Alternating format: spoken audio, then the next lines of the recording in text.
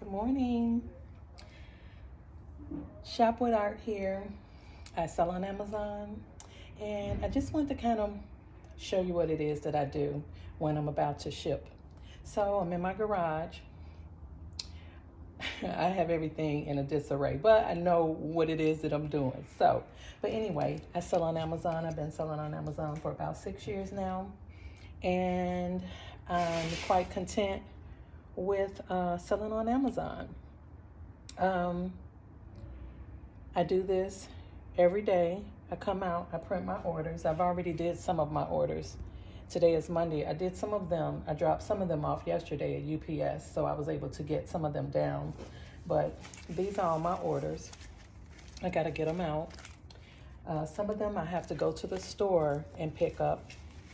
So I buy some of my products from a variety of vendors, wholesale. I shop a lot at Dollar Tree, Target, Walmart, even though I sell on Walmart also, but a variety of stores. So it's all about finding a decent enough profit where you can have a decent enough room. You have enough room, rather, where you're making a profit. You know, you don't want to sell and you're not making a profit. You don't want to be losing money. Every now and then you may lose a couple of dollars, but it's all about making sure your margins are good, making sure that you have a decent profit in whatever it is that you sell. A lot of things I do sell from the Dollar Tree, but I try to sell in a lot of bundles. If I'm selling anything from the Dollar Tree, it has to be really worth my while, and that's with selling anything. So what I'm going to do is I'm going to put a few of my orders together.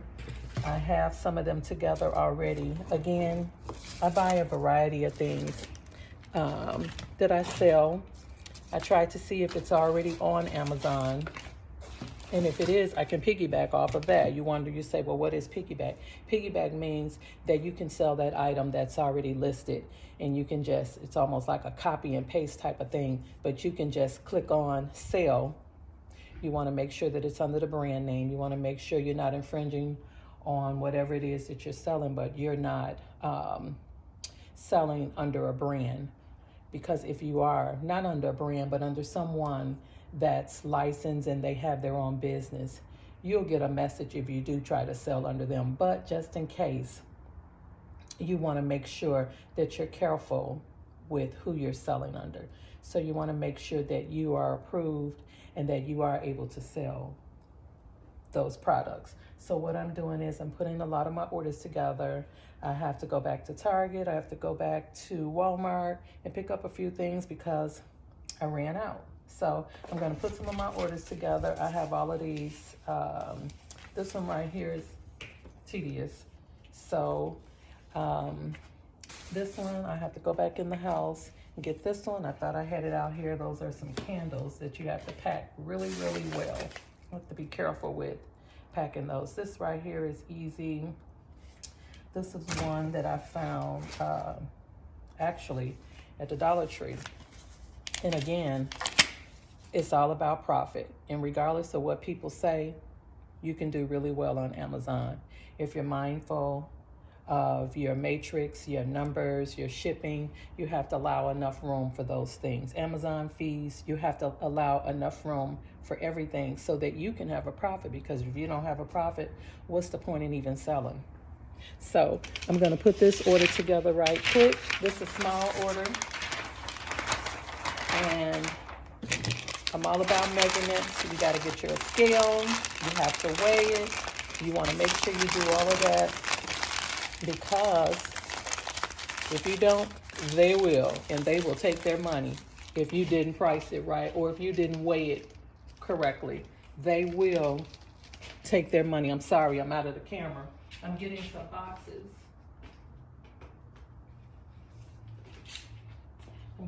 boxes. And also you have to make sure you get proper packaging. You got to make sure you have all of that, because you don't want anything to be damaged when it arrives at the customer's house. And you know how it is if you've bought something off Amazon. You know, you want it to be in proper condition. So it's all about making sure that everything is cushioned especially if it's something that's really fragile. So basically, because I've sold this item right here that I'm packing up right now, because I've sold it, I've already measured it, it's already in my system. So that's one good thing that I like. If you sell something over and over and over again, you don't have to continue to measure it and all of that, because you sold it before, so that information stays in the system for you. So that's one thing that I really, really like. It stays in the system. I'm packing it up as small as I can to make sure that it matches the measurements that I put in the system. So I make it as small as I can, because normally what they do is, let's say you have it at a 6 by 6 by 6, but then it's less than that. They're supposed to give you credit for it.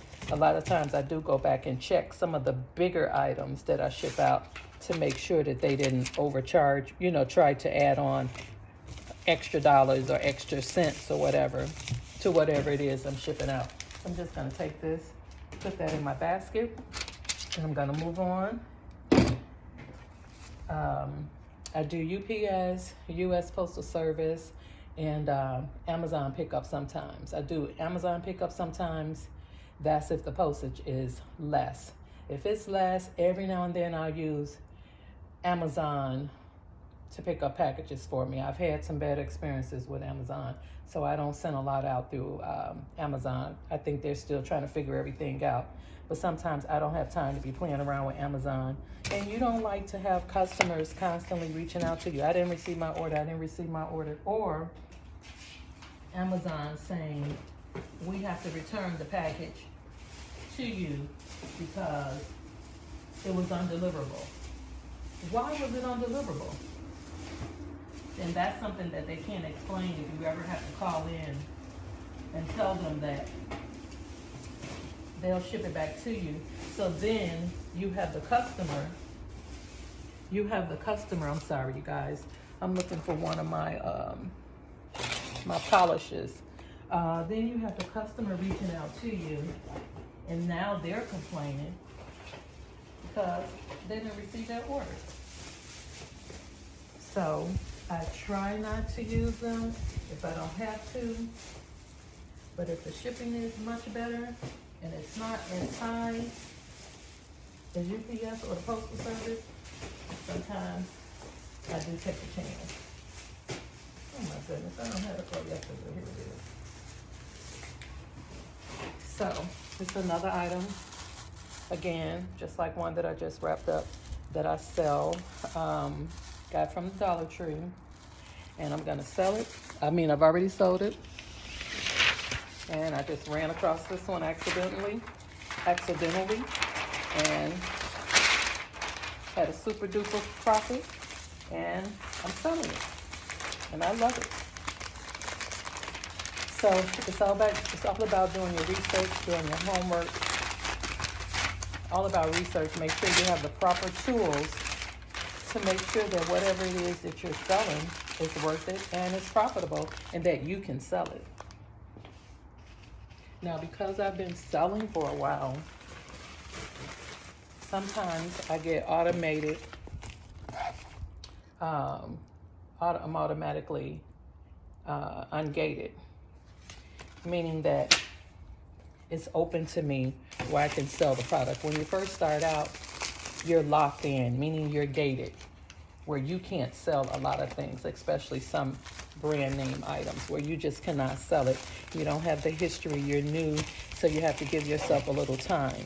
But if it is something that you really want to sell and you see it as profitable, what you could do is reach out to whoever that brand is, try to get an approval letter. That's one way, from that company, to sell one of their items. Or you can try and find a vendor that's selling it. You got to make sure you get a letter. Well, not so much as a letter, but have an invoice. You get an invoice from that wholesale vendor. Some of them will do it, and some of them, they don't do it. But majority that I've worked with, You can sign up with them, sign up, get you an account, and you can get an invoice. You have to purchase at least 10. So you want to get 10. You want to make sure all the information that you sign up with on Amazon matches that invoice. Name, phone number, address, whatever you put on that Amazon application when you open up your account, it needs to match when you're setting up any accounts with wholesale companies or distributors. And you can build a relationship with them, and they'll start working with you. You give them your information. They'll send you a list over whatever it is that they have, or something that you know they may have. You can reach out to them, to an account rep, and see what it is that you can do, that you can work out to get lower prices and sell. And there's so much more to it. But again, I've been doing it for 6 years. I started out, I spent a lot of money, and I still hadn't learned anything. So I learned a lot of things on my own. I enjoy doing it. And I just wanted to come on and just kind of talk about Amazon. I love Amazon. I started 6 years ago. I started out with a business account. I do have an LLC. I've had it for 7 years now. I signed up, I got an LLC. I have a business address because you have to make sure you have an address, a decent address for returns. So again, everything needs to match. Everything needs to match. They're going to ask you for identification. Amazon, when you're setting up your account, they're going to ask you for banking information so that your money can go there, because you get paid every 2 weeks. Your driver's license. I don't recall them asking me for any type of utility bill or anything like that, but it's possible that they asked me. But I do know they asked for a driver's license. They did a video with me, like a welcoming video, just to verify who you are. So they do that. And you just want to make sure that everything matches, whether you do it individually or if you do it as a business. If you would like, you can start out doing it, setting up your account as an individual. There are no fees to set it up, but there are other fees that Amazon will charge you for each order that you sell when you sell, set up an individual account. But if you set up a business account, I want to say it's $49, $39 or $49 a month that they take out from your account that you set up. They take that out automatically. So it doesn't hurt you or it doesn't bother you. You really don't think about the $49 when you're making money. So I do pretty good. I'm not complaining. You have your ups and you have your downs. So it's all about finding that perfect, ideal product. I use a seller amp. I think it's SMS. I use that tool to help me find decent products. So if I go in a store, I'll scan it. I take my phone. It's on my phone. That's an app that's on my phone. I want to say I pay $19 a month for that. And I go in and I just scan products. I take my phone. I'm on the phone that I like the scanner on that one, but I do have another phone. So I do have 2 phones. I have more than one phone. But I take my phone and I'm gonna show you right quick what it is that I do. I bring my app up. I bring my Amazon app up. When I go to any store, I don't care what store it is, you better believe I'm gonna scan something. I am going to scan something. Yes, I'm going to scan something. And what I do is, there's a little button at the top. There's a little button here at the top.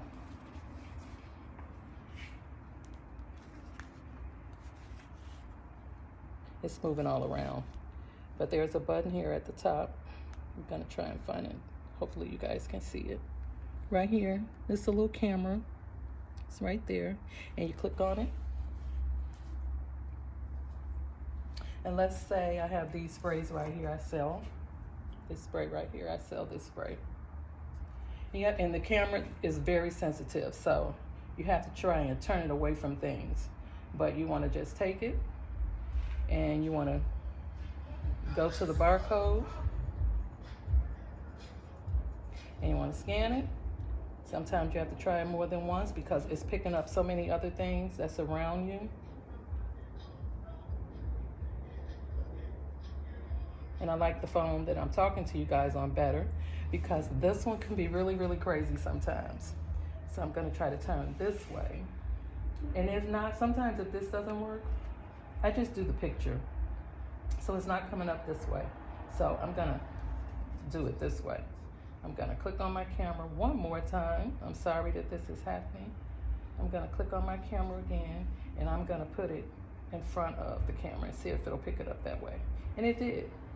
It picked it up. So as you can see, hopefully you can see it. It did pick it up. And that's what I scanned. So then I have to decide, depending on how much I paid for those. I got those from one of my distributors here. And then you just go along and you just see. You got one for a set of 4, you got a set of 2, you got a set of 3. So you go through and see which one you want to use. And then whichever one you want to use, you just click on sale. Right there, it says sale. But you want to make sure that your numbers are good. You want to make sure that your profit is good. And you always have to be mindful and think about how much you paid for things. You got to include tax. You need to include all of those little things, again, to make sure that you're making a good profit. So those are just some little tips, bits. I sell everything. I sell groceries. I think everyone should sign up and sell groceries, especially like when you first start out until you get to the level that, you know, where you would like to be. But I think everyone, especially a beginner, should start out selling groceries until you get the hang of things. Because one thing about groceries, people are going to buy food. I don't care what grocery store you go to. You can scan anything in your store. I like to try to sell things that are not heavy. I do. I try to sell things that don't have a lot of weight to them for a number of reasons. But that's something that you can do, and you can try it out. If you have any questions, you can always reach out to me, shopwithart@gmail.com, SHOP, shop with, WITHRART@gmail.com. You can always reach out to me. We can set up a conference call or a Zoom or something like that where we can talk and I can give you a little more information and let you know how I can help you. But I thank you guys for watching. Those are just, you know, some hit and misses, you know, of what it is that I do daily, every day, trying to get my orders out. So I have all of these I have to finish. And then I have to go to the store and pick up some things that I ran out of from yesterday. So it's a good item that I was able to find, and I listed it, and it's just going off like crazy. So it will keep you going back and forth to the store. But what I think I may do is go online and order quite a few of them, so I'll already have them. That's one thing. You want to make sure you have more than enough. But if you're just starting out and you're kind of skeptical about something, you just want to see how it's going to do, I would probably start out with about 5 to 7 of the item, depending on how much it costs. Just start out with 5 or 7. If you see that it's moving quickly, then that means that you need to run out and get some more so that you don't lose the feature offer box. The feature offer box is the box that you've won to sell a product. So that's something more in detail I can talk about later, but that's what you want to win. You want to win that feature offer box. So that's my phone going off with some more orders coming across. So that's something you want to try and focus on. You want to win that box. Either way, you'll still, if you got a good item, you have a good product, you'll still get orders. But it's all about being persistent, okay? Doing your homework, doing your research. So thank you guys for listening and watching. I hope you enjoyed this video, and I'll see you again real soon. Have a good day.